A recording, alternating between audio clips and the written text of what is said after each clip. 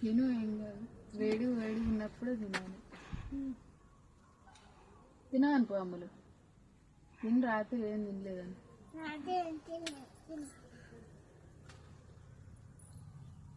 పప్పు అయినా పప్పు చారు చేదు ఉందా?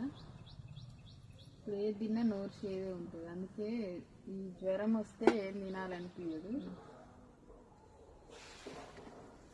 నేనైతే చపాతి అయితే చేస్తున్నాను.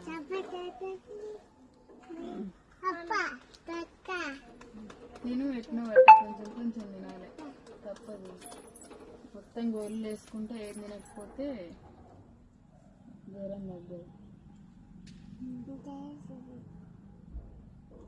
ఏదో చేసినట్టే తినాలని చెప్తున్నాను నేనైతే. ఎందుకంటే